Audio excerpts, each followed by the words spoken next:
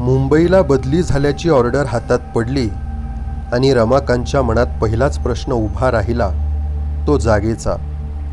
मुंबईला 100-125 रुपये जास्त मिळतील हे खरे होते, पण राहायला जागा कुठून आणायची? ॲडव्हान्स डिपॉझिट असल्या प्रकारासाठी तर रमाकांतजवळ अजिबात पैसे नव्हते. त्यातल्या त्यात सल्ला घ्यावा म्हणून त्याने त्याच्या दाजीची गाठ घेतली. या दाजींच्या ओळखी अचाट होत्या आणि ही ओळखीची माणसं खरोखरच त्यांच्या शब्दांना मान देत असत. त्यांनी रमाकांतला गिरगावातल्या महाडकर नावाच्या एका गृहस्थाचा पत्ता सांगितला. एवढेच नाही तर त्या महाडकरांसाठी एक पत्रही लिहून रमाकांतजवळ दिले आणि ते रमाकांतला म्हणाले, अहो रमाकांत, त्यांना जाऊन भेटा तर खरा, काहीतरी काम नक्कीच होईल. आणि तू त्यांच्याकडे अगदी 1-15 दिवस मुक्काम टाकलास तरी ते तुला काहीही म्हणणार नाहीत. बाबूराव मला चांगलेच ओळखतात. मी तुला बाबूरावांजवळ द्यायला एक पत्रही सोबत देतो. जॉईनिंग डे सोमवार जमवून आणून रमाकांत सकाळीच मुंबईला आला आणि महाडकरांचा पत्ता शोधून त्यांच्या घरी पोहोचला. दाजींचे पत्र रमाकांतच्या आधी बाबूरावांकडे गेले होते, त्यामुळे त्या घरची माणसं रमाकांतची वाटच पाहत होती. स्वतः बाबूराव मध्यम वयाचे, शरीराने 4 चौघांसारखे, पण स्वभावाने फार मोकळे व मन मिळावून निघाले. त्यामुळे त्याचा सुरुवातीचा संकोच दूर होण्यास फार वेळ लागला नाही. आपण ओळखीचा फायदा घेऊन त्रास देत आहोत असे त्याने 1-2दा बाबूरावांना सांगण्याचा प्रयत्न केला, पण बाबूराव हसून म्हणाले, अहो रमाकांत, आजकालच्या दिवसात ओळखीशिवाय कोणते काम होते का? सांगा बरं मला तुम्ही. तसे नुसतेच गेलात तर दारातही उभा करणार नाही कोणी, किंवा अव्वाच्या सव्वा पैसे मागतील खोलीचे. तेव्हा ओळखीचे जाऊ द्या. आणि आम्ही दाजींना पूर्वी काय कमी त्रास दिलाय का? अहो तुमच्या दाजींनी सुद्धा आमची अनेक कामं करून दिली आहेत आणि आज त्यांचा शब्द आम्हाला ऐकायलाच पाहिजे. दाजीचे पत्र मला मिळाले तेव्हापासून मी तुमच्याच विचारात आहे. रमाकांत, तसा मी 1-2 ठिकाणी शब्दही टाकला आहे. आज संध्याकाळी आपण दादरला जाऊ. तेथे एका ठिकाणी जरा सोय होण्यासारखी वाटते.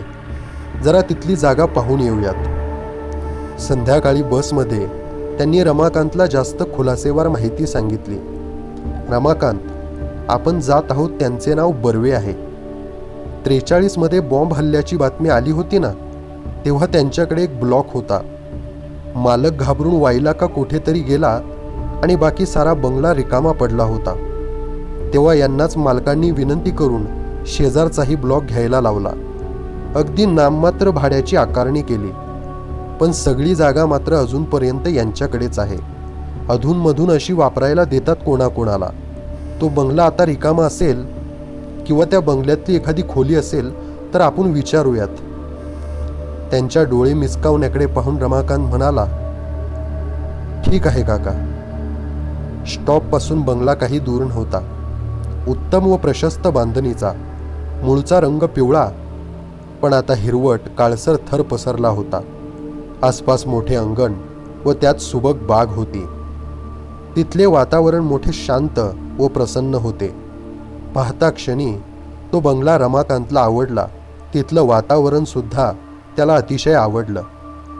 रमाकांतने क्षणभर विचार केला, येथे जर आपली सोय झाली तर फारच बरे होईल. स्वतः त्या बंगल्याचे मालक बर्वे घरातच होते. त्यांचा व बाबूरावांचा चांगला स्नेह व घरोबा दिसला. रमाकांतची ओळख करून देताना बाबूरावांनी स्पष्टपणेच त्यांच्या येण्याचा हेतूही बर्वेंना सांगून टाकला. परंतु बर्वे बराच वेळ रमाकांतकडे निरखून पाहत होते. नंतर ते म्हणाले, रमाकांत, हे बाबूराव म्हणतात ते सगळे खरे आहे. माझ्या थोरल्या मुलाची एवढ्यातच बदली झाल्याने मागच्या बाजूच्या 2 खोल्या सध्या मोकळ्याच आहेत. त्यातलीच एक मी गेले काही महिने माझ्या मुलाच्या एका मित्राला वापरण्यासाठी दिली होती. हे वाक्य उच्चारल्यानंतर मात्र बर्वे गप्प बसले. त्यांच्या बोलण्याची वाट आम्ही पाहिली, परंतु ते बोललेच नाही. शेवटी धीर करून बाबूराव म्हणाले, बर्वे, अहो बोला की पुढे. तुमच्या मुलाच्या मित्राला रूम दिली ना? मग बर्वे जरा वेळ विचार करून म्हणाले, हो. तो मित्र ती रूम सोडून निघून गेला. पण फक्त जागा सोडूनच नाही बाबूराव, तो मित्र जगत सोडून गेला. म्हणजे? रमाकांतने जरा आश्चर्याने विचारले. बाबूराव, त्यांच्या ऑफिसात काय लफडी झाली कुणास ठाऊक, पण माझ्या मुलाच्या त्या मित्राने आपला जीव दिला आणि म्हणून मी जरासा नाखुश आहे. रमाकांतच्या आनंदावर एकदम बिरजण पडले. परंतु बाबूराव पुढे म्हणाले, बर्वे, तुम्हाला तसा काही त्रास वगैरे झालाय का? नाही नाही, अहो तसं काही एक नाही. पण खरं सांगायचं म्हणजे त्या घटनेनंतर आमच्यापैकी कोणीही त्या खोलीत कधीच पाय टाकला नाही आणि आमची इच्छा देखील होत नाही की आम्ही त्या खोलीत जावं म्हणून. मग बाबूरावांनी विचारलं, बर्वे, पण त्या मुलाने या खोलीमध्येच का? आत्महत्या? छे छे बाबूराव, ती आत्महत्या चौपाटीवर झाली हो. फक्त तो राहायला या खोलीत होता, तो मेला मात्र समुद्रावर. मग बाबूराव रमाकांतकडे वळून म्हणाले, पहा रमाकांत, आता अशी भानगड आहे येथे, तुमचा निर्णय आता तुम्हीच घ्या.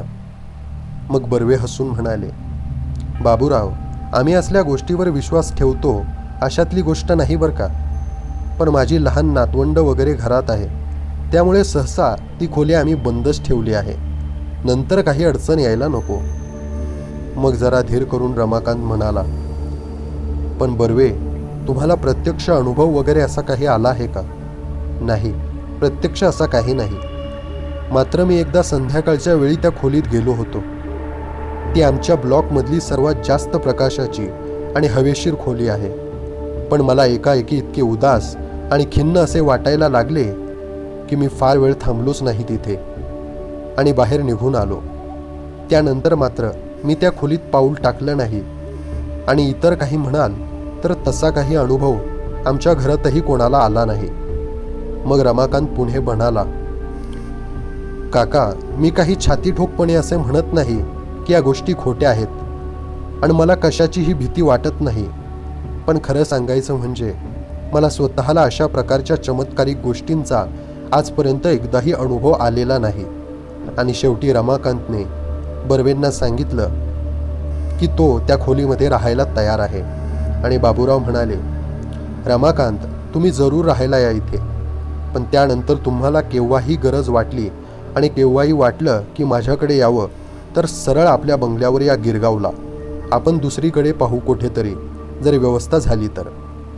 आणि दुसऱ्या दिवशी ऑफिसमधून परत आल्यावर त्याने आपले मोजके कपडे त्या आपल्या नव्या खोलीत आणले आणि रमाकांत आपले सगळे सामान घेऊन अखेर बर्वेंच्या त्या खोलीमध्ये राहायला आला. रमाकांतबद्दल एवढे सांगितले की पुरे, की तो सर्वसामान्य माणसांसारखाच एक होता. त्याच्या अंगी काही विलक्षण गुणही नव्हते आणि काही खास दुर्गुणही नव्हते. तुमच्या आमच्यासारखाच आयुष्य कंठणारा तो एक साधा इसम होता. त्यामुळे त्या क्षणी त्याला जे योग्य वाटले ते त्याने केले.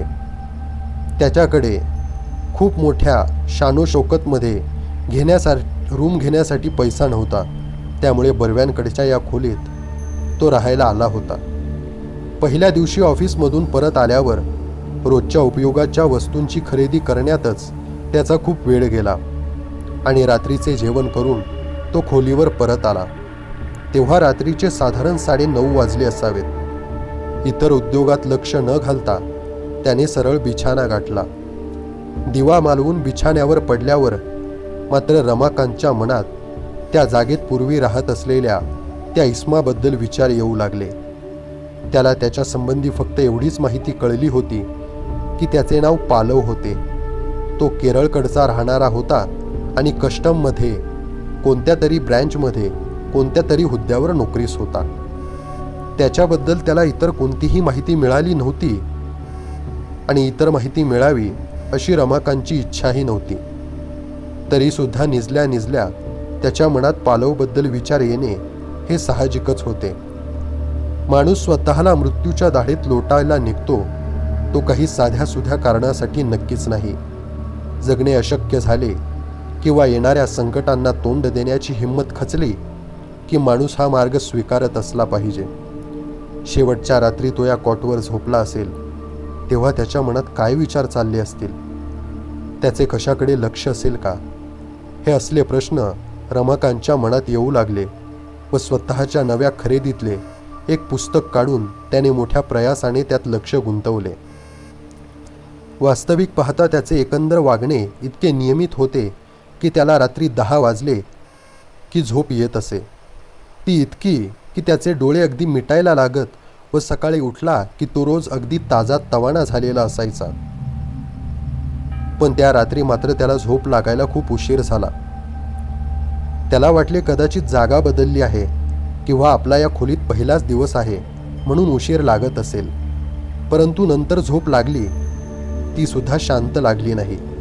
अस्वस्थ अशीच झोप होती आणि सकाळी जाग आली तेव्हा सुद्धा त्याला बिलकुल तजेला वाटत नव्हता. दिवसभर कष्ट करून आल्यावर माणूस संध्याकाळी जसा थकलेला निरुत्साही असतो तसेच त्याला अगदी सकाळी वाटत होते. सकाळी दाढी, आंघोळ, चहा वगैरे झाल्यावर त्याला जरा हुशारी आली, पण दुपारी ऑफिसमध्ये त्याला विलक्षण झोप येत होती. अगदी प्रयत्नाने त्याने त्याला सारख्या येणाऱ्या डुलक्या टाळल्या व कसाबसा दिवस संपवला. संध्याकाळी बाकीच्या खरेदीची यादी त्याने तशीच खिशात ठेवली व चौपाटीवर संध्याकाळ काढली. काल रात्री आपल्याला नीट झोप आली नाही, त्यातच या साऱ्या अस्वस्थतेचे मूळ आहे हे त्याच्या तेव्हाच ध्यानी आले. पण आज रात्री नीट झोप लागणार आहे का ही शंकाही आता त्याच्या मनाला भेडसावू लागली होती आणि त्याचे मन एका वेगळ्या विचारचक्रामध्ये आता अडकत चालले होते. रमाकांत विचार करत होता की आपल्याला यापूर्वी असा झोपेचा त्रास कधीही झाला नाही, परंतु या खोलीत आल्यापासून काहीतरी उदासवाणे वाटत आहे, काहीतरी खिन्न वाटत आहे. त्याला बर्वेंनी सांगितलेली गोष्ट आठवली की ही खोली या बंगल्यातली सर्वात मोकळी आणि हवेशीर खोली आहे. बर्वेसुद्धा धाडस करून एकदा या खोलीत आले होते, परंतु त्यांना देखील एक निराशेची लाट त्या खोलीत जाणवली होती. आता रमाकांत बर्वेंच्या त्या प्रसंगाशी तुलना आपल्या झोपेशी करत होता. रमाकांतला सुद्धा या खोलीत आल्यापासून या खोलीमध्ये काहीतरी निराशाजनक आहे अशी एक सतत जाणीव होत होती.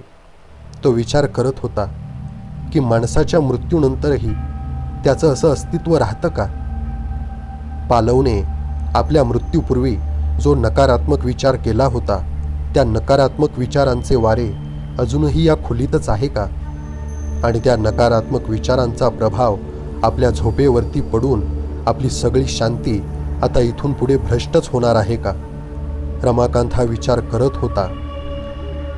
तो खरं तर धाडस करून या खोलीत राहायला आला होता, परंतु या खोलीमधली ती निराशेची लाट, इथली उदासीनता, इथली खिन्नता आणि त्याच्या पुढे आता काय वाढून ठेवलेलं आहे याची त्याला जराही कल्पना नव्हती. त्यानंतर काही वेळाने त्याला अगदी शांत झोप आली. रमाकांत गाढ झोपी गेला, परंतु ही शांत झोप येणाऱ्या संकटाची चाहूल होती का, काहीतरी नवीन अरिष्ट रमाकांतवर येऊन कोसळणार होते का, हे कोणालाच माहीत नव्हते.